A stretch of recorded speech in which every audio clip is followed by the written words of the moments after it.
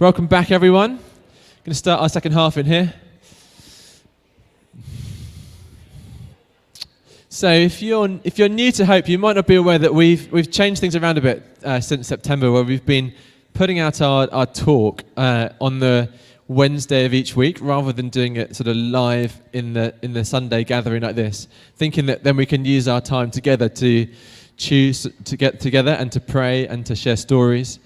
And so this week's talk of the week is on the kind of theme of thankfulness, and I did that talk, and I was really looking at the way that God wove thankfulness, and looking back and recognizing and remembering what God had done into the fabric of the nation of Israel through the Old Testament, and it was woven in all sorts of ways.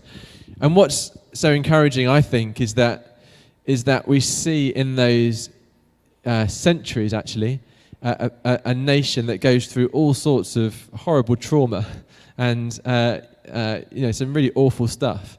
And yet there's that thread of thanksgiving and remembering, which helps the people of God to step into his plans and promises and purposes for them, which is what we're all about. So that was a kind of the gist of what we're saying. And what we wanted to do here in this second half now is we're going to hear from Bex shortly. She's going to share some of her story of her walk with Jesus, and sharing our stories is obviously a big part of this, isn't it? It's knowing each other.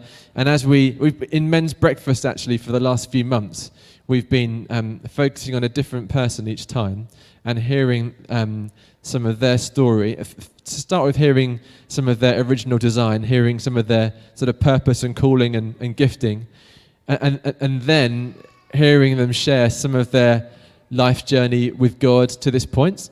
And it's been really rich hearing. And what we find is that as we hear someone else's story, it really resonates with our own story, and as people connecting with God together and separately. So it'll be really good to hear Bex share shortly. And then after, so she's going to speak for about 15 minutes, and then we're going to have a bit of time to chew and discuss thankfulness and how we kind of build that as a lifestyle and a posture around the tables and in our different spaces. That's the plan for this next half hour. So, Bex, can I invite you to come and speak? Yeah. And Holy Spirit, just want to thank you again that you're here with us, and pray that as Bex shares, that you speak and that you encourage and you inspire us all. Amen. Great. Yeah. Suddenly I'm feeling very wobbly. Someone who doesn't usually have a problem speaking. I'm a teacher in secondary school.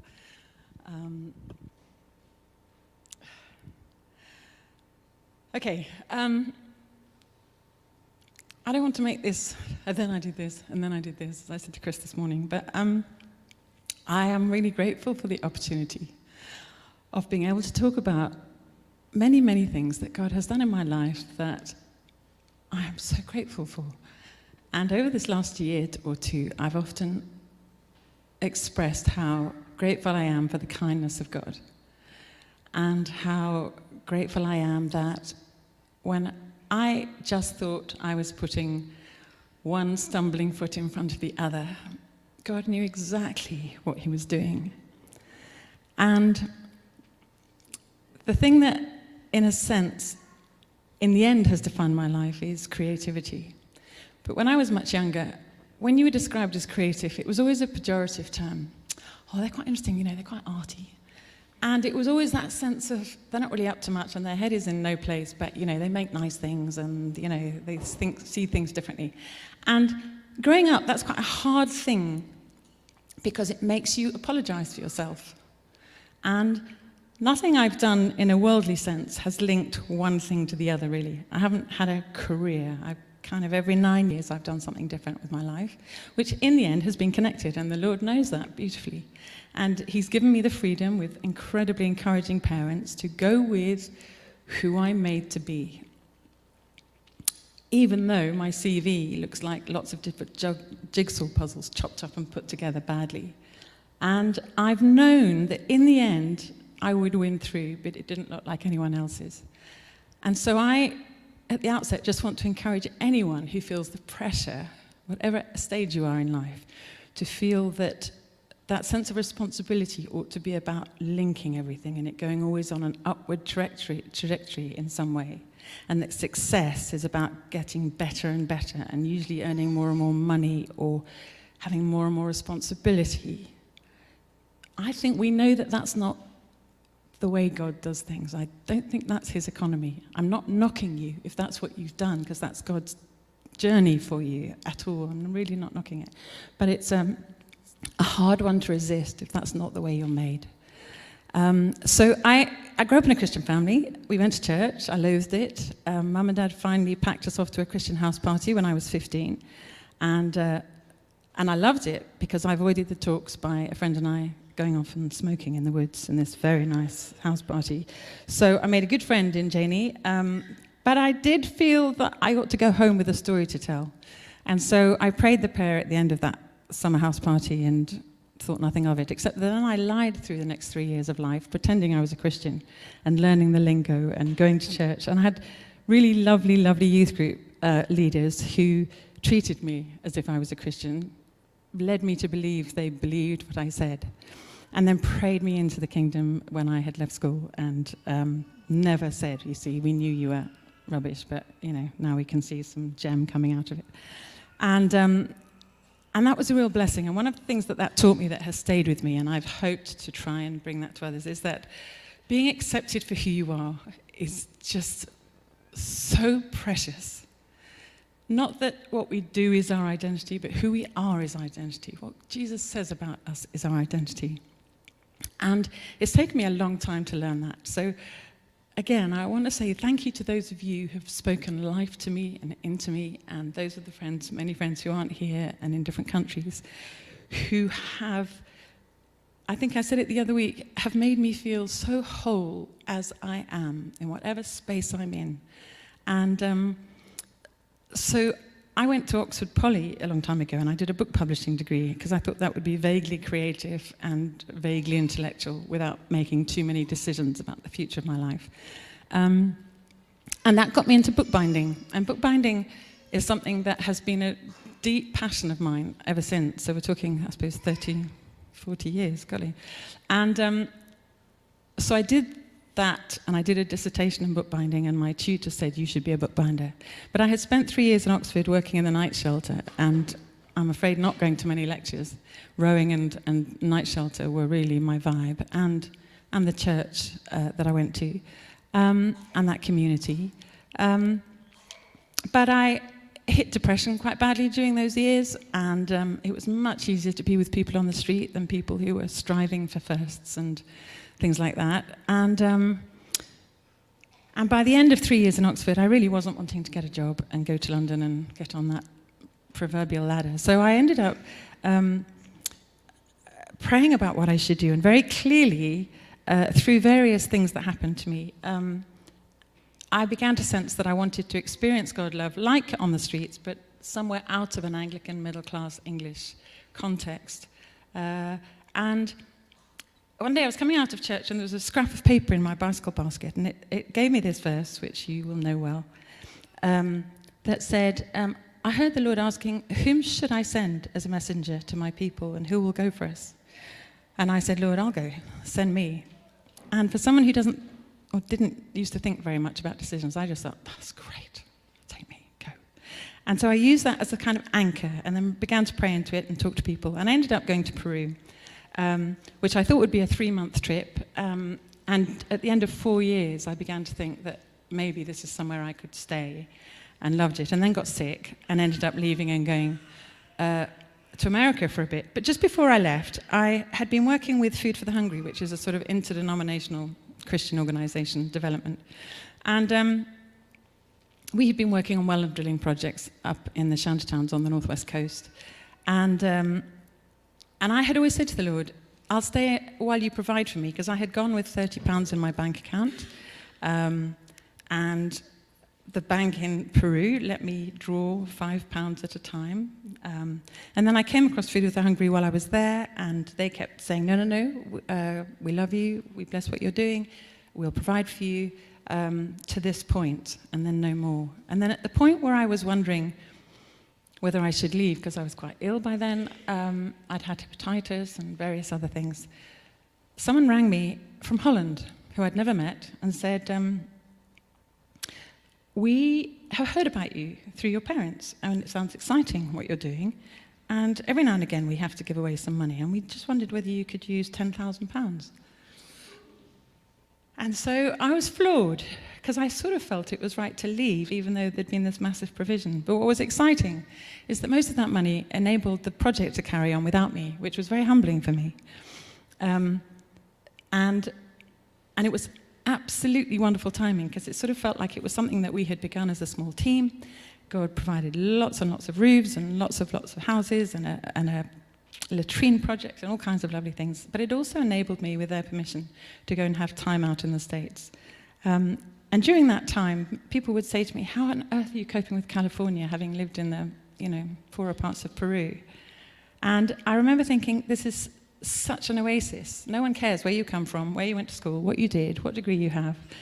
Everyone seems to be from somewhere else. And so that was a real lifesaver for me. And I was at a vineyard church, and they loved me and prayed for me and brought me healing and all kinds of lovely things. And I can't see the time. So I had 7 months there, and then they booted me out because I'd overstayed my welcome a bit. And came back to England really confused, because I thought I would go back to Peru. And it was somewhere where I loved, and I loved speaking Spanish. In fact, this morning a song came to me, the verse 121, I will raise my eyes to the hills, where does my help come from? I first learnt in Spanish, so I find it very hard. Alzaré mis ojos a los montes, de donde vendrá mi socorro viene de Jehová, que hizo los cielos y la tierra. So there's just that, there's a sort of sense for me that the music goes with the words, and that's very precious to me. And that has fed me as I went to America, where there's obviously lots of Spanish-speaking people, and then I came back to England confused and a bit dazed, and within a year of being back in England, I got ME. And at the time, it was a sort of yuppie flu, and I had been out of the country during the yuppie era, so I was a bit thrown by that, because I certainly wasn't earning well or living a razzy lifestyle much. I was working for the NHS, funnily enough, in a drug dependency unit. The most scary place for me, the places that have really terrified me most, are hospitals and people on drugs, even though I got very close to it myself when I was younger. But I had joined a charity called the Besom Foundation, as it was then, and through that I found this job in the NHS in a drug clinic, dealing with people off the street, throwing their urine bottles at me and doing various things. And in that, the Lord gave me people from Spain who needed maintenance counselling. So I did a bit of that. And all of these were like, what am I doing? Am I treading water? Where am I going? There's a bit of this and there's a bit of that. And I know what my passion is, but I don't see a way for it, because bookbinding was in the back of my mind. But when you work on the streets and when you work in Peru, scratching bits of vellum doesn't seem very relevant. And I thought one day when I retire, I might get round to it. And then while I had ME, I saw this amazing doctor called Professor Lant, who's a diabetes specialist and a heart specialist, but he took a lot of interest in people in the NHS who got ME.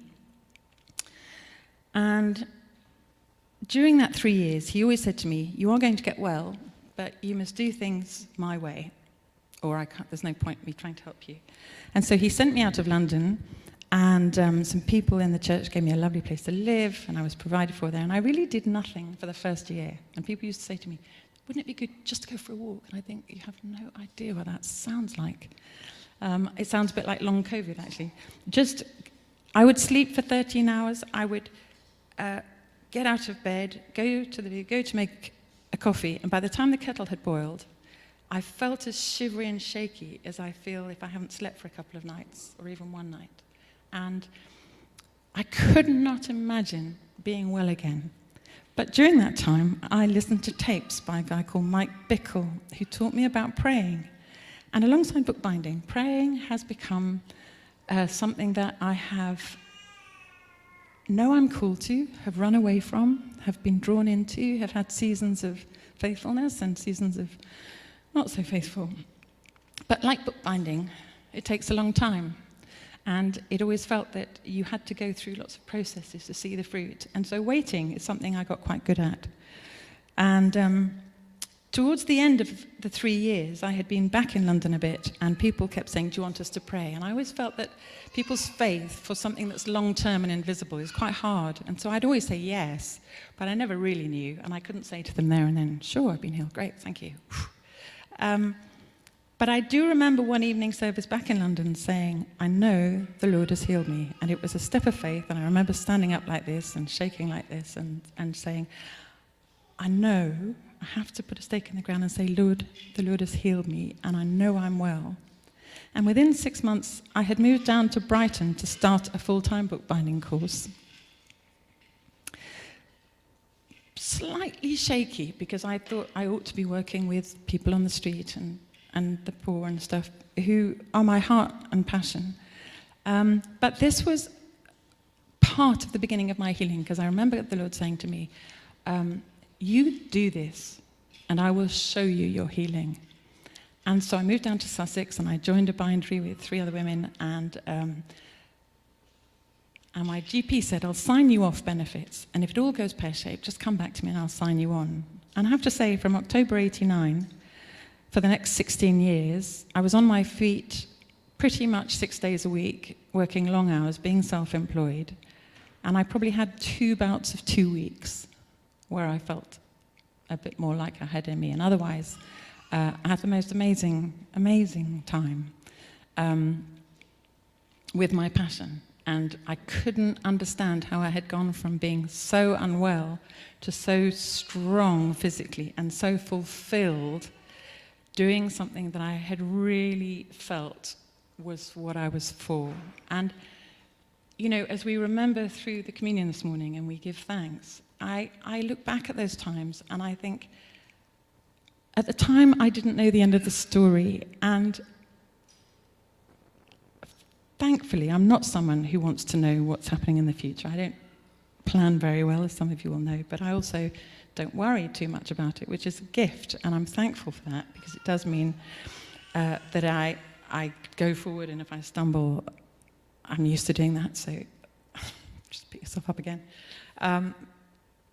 But what has happened is that all of those bits and pieces, if they seem a bit non-linked to you, for me, they have this beautiful kind of chunky chain that's strong and unbreakable and almost climbable and a bit not very smooth, but absolutely giving me that strength to walk through it. And when I was binding, I did a bit of teaching with that, and then back in about 2005, at the time, again, it wasn't kind of the Lord has taken you from bookbinding into teaching from bookbinding and it's all nice and smooth. It was pragmatism. I didn't earn very much as a bookbinder, and for 16 years I hadn't taken more than 5 days holiday in a row almost, and I thought, I just want some paid holiday, and teaching looks like a good deal. I just forgot about the fact that I'd be teaching teenagers. So I did my PGCE, and DT was a shortage subject, and Tony Blair government paid for me to become a teacher, and I thought, that's great. I'll have a pension and I'll get paid holidays. But again, only God knew, really. Apart from the fact that my family thought finally it was a sensible job, having not really loved school at all, and this is to give hope to parents whose kids don't love school. It does work out. And I just want to say, however hard it is, don't compare your kids with anyone else. You know, school isn't set up for most of us to succeed. I say that cautiously as a teacher, but I probably don't need to tell you that our education system really doesn't encourage all the things that we need to be like problem solvers and risk takers and curious and all of those things. So I love, love, love being a teacher.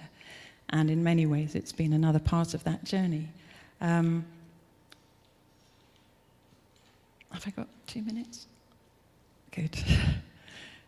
Because after 4 years of being at a school called the Oxford Academy in Oxford, I then went to South Africa, partly through my brother's friends, but partly because there was this incredible school that was being built up in the northwest, up near Botswana, with the most incredible vision for being a school of that taught best practice in education, but in an African context. And it was very exciting to be a part of. The guy who was leading it is a teacher, is a teacher, but he was also a jazz musician, and he was a creative, and he approached education very differently. He wanted a team of people who would join that vision. And we pioneered this hard work, exciting, wonderful school. And through that, there were quite a lot of challenges. Some of you will know that South Africa is a very complicated place to live in. It has 11 official languages. It's obviously got a history, as all countries do. It's a complicated one, and the longer you're there, the more it seems complicated. But so many of the things that I had done until the point where I arrived became part of my job. We did an exchange with a Spanish school, so I often entertained Spanish teachers. We did lots of project-based learning, so I brought my bookbinding and other things I'd done along the way. We did primary healthcare that I had done in the drug dependency unit. We had talked about the challenges of youth, all kinds of things that came together in that job and enabled us not to be bound by too much restriction, which is always a wonderful thing for me. And yet, during that time, quite early on, I discovered I had a very slow-growing follicular cancer, which for most of the last 12 years has been amazing. It's kind of a gift to have a very slow-growing cancer because it keeps you on your toes when you get to my age, and it reminds you to eat well and to sleep well and take some exercise. And it really has. It hasn't affected me in any way other than just a little nudge every now and again. There's no real treatment for it. Those of you medics will know there's a horrific but competent cure for the more aggressive lymphomas mostly. But you have this treatment called watchful waiting. And so recently, since about June, I've had an odd sort of ongoing nausea. And that meant that I had a new CT scan, which I hadn't had for a long time, and discovered that these lymphomas have now swollen in lots of places all throughout my lymph system. And the reason I say that is because in some ways I'm still thankful for that. It's been a bit of a jolt in some ways, but mostly because I haven't felt well, and in the past it hasn't really affected how I feel. And I wanted to say that, you know, when we trust in the Lord, and when we take steps, and when we don't know the end of the story, we can still choose to know that the Lord is in control, and that we are in his hands, and he doesn't love us any the less, and we don't have to have drama and immediate results. But the training and the waiting is something that just draws us into him. And I'm not a consistent person, so I spend a lot of time going back to him. But knowing that he takes me for who I am, he's got a plan, whether it grows fast or slow, whether it changes, whether I go on being sick, which is probably an easier thing to treat, I know, because I know, because I know that God is not just on my side, but he's on all of our sides, and he puts us in our families, in our communities, in our churches, in our places of work, in our homes, because no one else can do that job. No one else can have that role. And it's taken me a long time to learn that, but in the last few years, and particularly in these last few months, I have become so aware that it's not easy for everyone to say that. And we struggle with our lot and the things we deal with and relationships. And I do too. And I say, anyone who knows me well will know that, you know, I'm not the most straightforward person, but actually I think life is incredibly simple. And I am a bit more time-rich than some people, and that's what I bring. I love the fact that for all the things I've done, I don't think my identity has ever been in any of those, because I tend to move on. But what I love is that as a child of the Creator God, We are all creative. It isn't just about people who are arty. You know, what we do and how we do it and how we do relationships and how we use our time is creative. And I want to encourage you through the way the Lord has led me that He cares, He doesn't judge, and it doesn't matter what anyone else thinks, because there's only one journey for us to live. And I have to say that the person who taught me most of that was a girl I taught in Africa about 7 years ago, who as head girl said, I can't be like the last person, I can't be like the next person, but I can just be me. And I thought as a 17-year-old, that's a very brave thing to say in front of 800 kids in a school. And so I want to take that message and share it with you and say thanks for listening. And I just pray, as we did this morning, that anything I have shared would enrich and bless. And we don't know the end of the story, so that's quite exciting.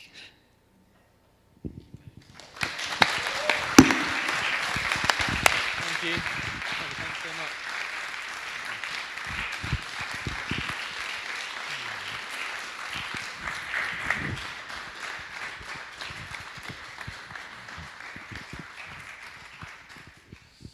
Bex, thank you so much.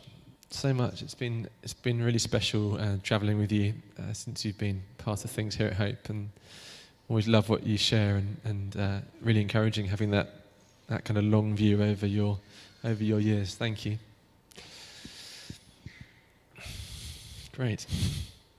Well, what we're looking to kind of, I think, sow into and encourage within each other as a community is this kind of hopeful resilience, which, as we say, you see through the story of the people of Israel, and we heard in Bex's story. And I wonder if we take 5 minutes or so now to talk to the person next to you or your table, conscious that sometimes people just like to listen sometimes and just ponder that, so don't feel pressure to. But what's been striking you in terms of this, particularly around as we are looking to forge and build this kind of posture of thankfulness within us? Maybe share what stood out to you, either from the talk of the week or from what Bex has shared. So we'll do it for about 5 minutes, and then we'll finish with a little bit of feedback.